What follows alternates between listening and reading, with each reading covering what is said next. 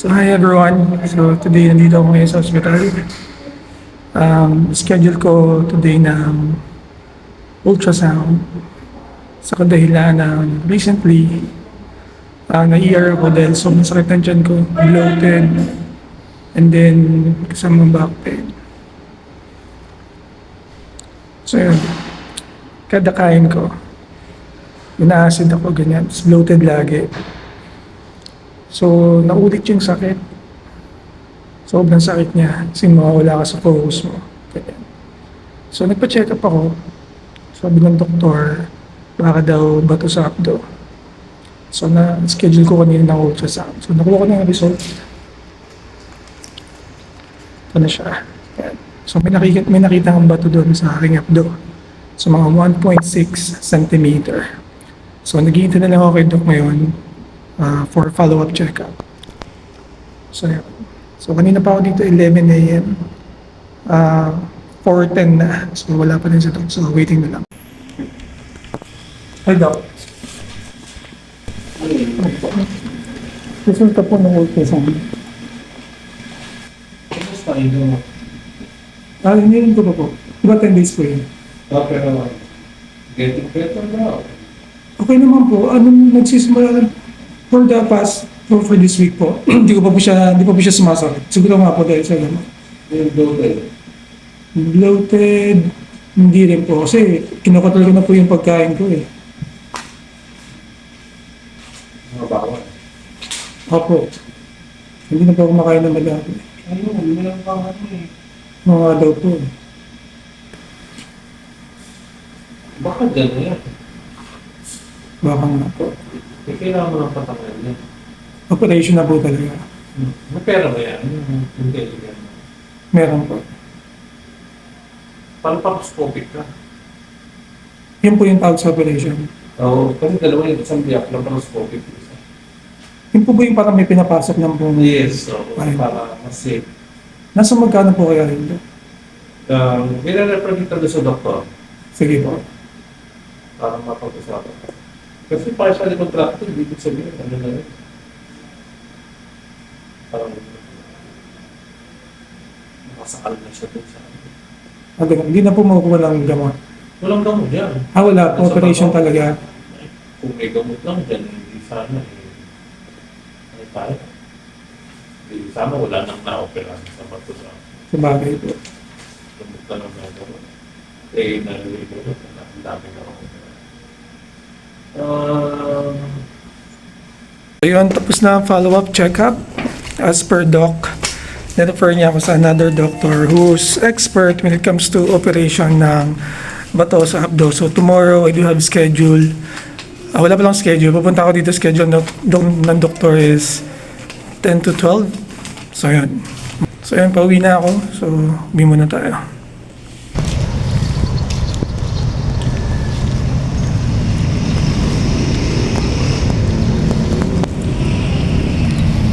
So we're here na naman sa hospital. So we're waiting for doctor, surgeon siya actually. So for option, if it's gonna be operation or ewan ko. So probably muna tayo sa baba, sa HMO. Two.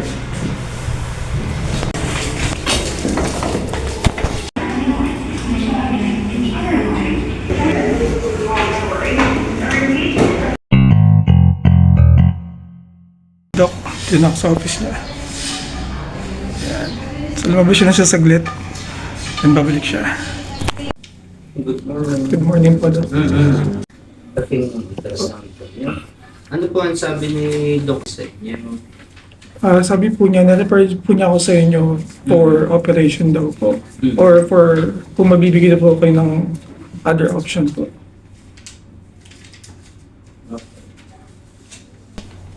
So, explain ko sa iyo yung condition dun sa loob para maintindihan mo yung Sige po.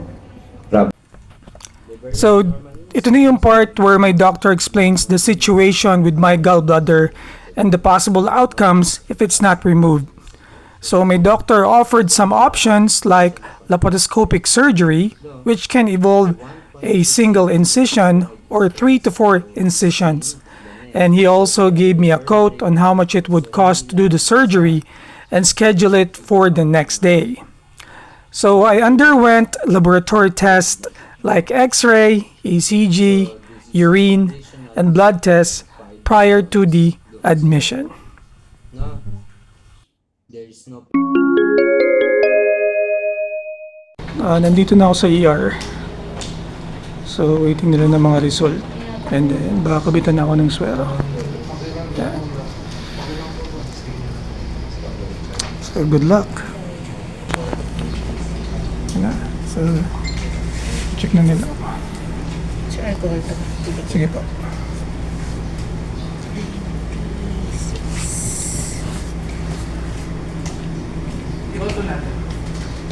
So yun, sabi ni Doc kahapon, kailangan na daw patanggal. Kaya ni-schedule na ako for admission today. And then, kailangan na ng clearing before operation. So, today's day 1.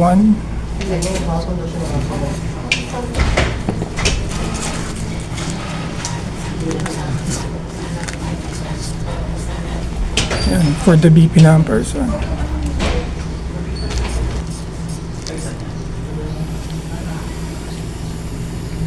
140-100. Nag-40 everyone. Siguro dahil po ako sa initan. Init po kasi sa labas. Hindi naman po. 140-100. So yun, going back. Sabi ni Doc, pag ganito daw kailangan natanggalin kasi baka magkaroon pa ng komplikasyon at lumala. Mas worse yung mangyayari. So nag-decide ako na patanggal na kasi lagi nang sumasakit eh. So marami nang naapektuhan na yan, trabaho, gawain sa bahay. So yun.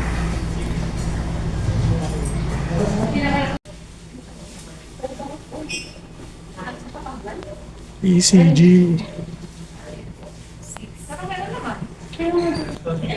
Pag may mga sakit. So tutusukin ng aking kamay para lagyan ng swero. Hindi. ano? Umita ka na dun sa lab. Hindi ka tulad ni ano yan, tingin ako siya pa, walang UA. Kaya ito muna.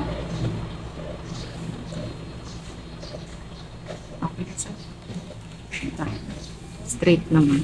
Nagaling na tama? Piling nun tayo, ngayon ko lang nakita yung gano'n ah. Para makita ko po kung straight ba yung kasi o hindi. Kasi merong inumadaya. Pag hindi straight, mahirap anuhan na. Yung sugat ko, te, straight naman. Pag tropang may UTI. Pag walang gagalaw. Sige po. Wala na. Ano na siya. Ang maglaing sarap. Naku, ma'am.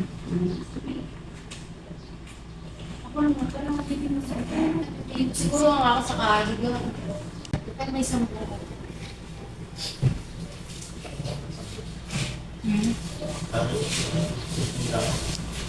Una, inom ko. Pinapalamig ko muna yun bago ko inumin sir. Hindi naman yung alam ko.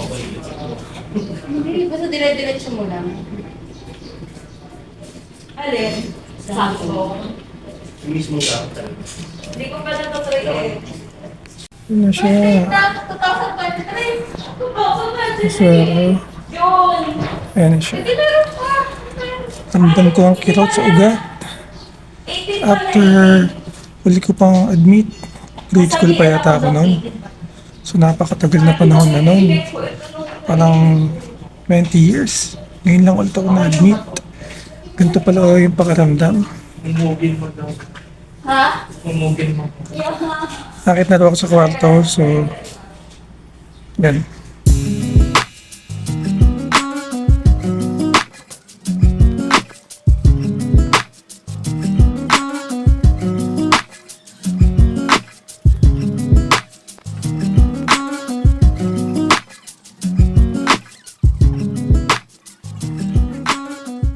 So, andito na tayo sa room. It's day 1 dito sa hospital. So, later, mamayang midnight, hindi na ako pwede kumain. At kailangan ko maligo at maglinis ng puso dahil bukas 7 a.m. Monday, dun na tatanggalin ang aking gallbladder. Kasama na din yung bato. So good luck sa aking operation. So salamat sa lahat na nagdasal, sa lahat na nagmensahe. Thank you sa inyo lahat. God bless sa inyo. Isa lang ang ninanais ko na maging successful ang operation at gumaling tayo. Yun lang. So thank you sa inyo lahat. So gabi na guys. Nakaligo na ako. Nakakain ako ng dinner. So tutulog na ako para malakas tayo bukas pag-ooperahan na. So good luck sa akin bukas. See you tomorrow. Good night.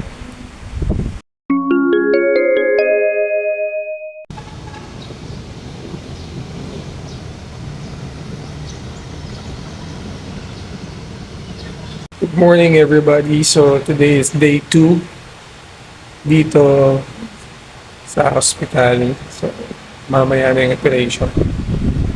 So mamaya bibihis na ako ng damit for operation. And then good luck sa akin mamaya. Yung damit na akin sa soto. Kahit nakabihis na ako, anytime pwede tayong tawagin sa operating room.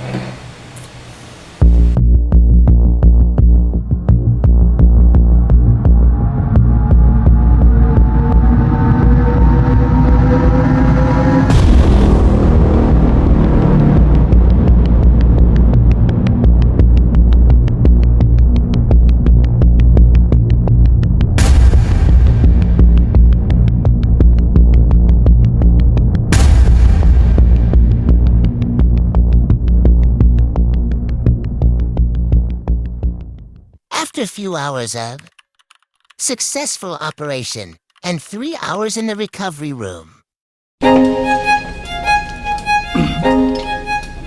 So yun, lakad-lakad muna tayo para gumalaw-gumalaw ang bituka natin. So nakakain na rin ako, inom ng tubig. Waiting na lang matae, tumutot. Para goods na, makauwi na bukas. Yun lang. Good morning everyone. So today is day 3 dito sa hospital. So today more on na lang recovery, lakad-lakad, and then hindi na lang makapot ako at matay para makauwi na kami. So tanggal na nga pala yung bato. Ganyan siya kalaki. Yeah. So malaki siya na lang nag-alala. So, successful ang operation. So, thank you sa lahat ng mga nag-pray at nag-perform ng operation. Maraming salamat sa inyo. So, welcome back! So, natanggalan na ako ng swero. Nakakalabas na kami. Hinihintay ko lang yung final bill. And then, maglilinis na ako. Tignan naman, ang lola niyo, haggard na. So, kailangan na natin umuwi at magpahinga at mag-fully recover. So, bye! Dumating na yung final bill. Final bill is 179,000 plus. Pero na-covered naman doon is around 40,000 sa PhilHealth and the rest, yung IntelliCare card ko na. So, ang babayaran ko lang is 1,100 para dun sa antigen na ginawa sa akin for COVID test noong na-ER ako. So, yun lang naman. So, we're going home na. Thank you sa lahat ng nurses, doctors, and to all of my friends and family, colleagues who pray for me for successful operation. So, maraming salamat sa inyo lahat. So, hopefully, I'm praying and hoping for the fastest recovery of yung sugat ko ngayon, wounds regarding operation. Parang lang naman ako sinaksak ng ice pick ng 2 beses sa tiyan. At para lang naman ako sinuntok sa sikmura ng 10 impacto. Ganun lang yung pakiramdam niya. So I can also walk, eat, nakakaihi na, poops, utot, etc. So kailangan din na magpagaling. So move forward, kailangan na natin ng proper diet. Iwas na sa sobra. Remember, pag sobra, masama. Dapat yung tama lang. Yun lang. Bye guys.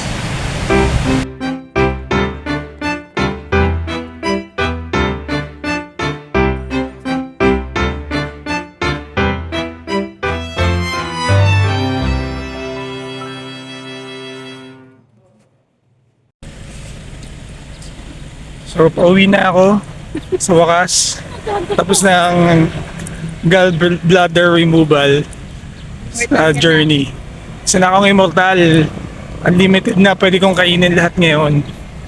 So, wala na kayong gallstone. So, huwag niyo kalimutan mag-like, share, and subscribe sa aking YouTube channel and ring the bell para update kayo sa lahat ng video natin. And please share na rin. Thank you guys. Bye.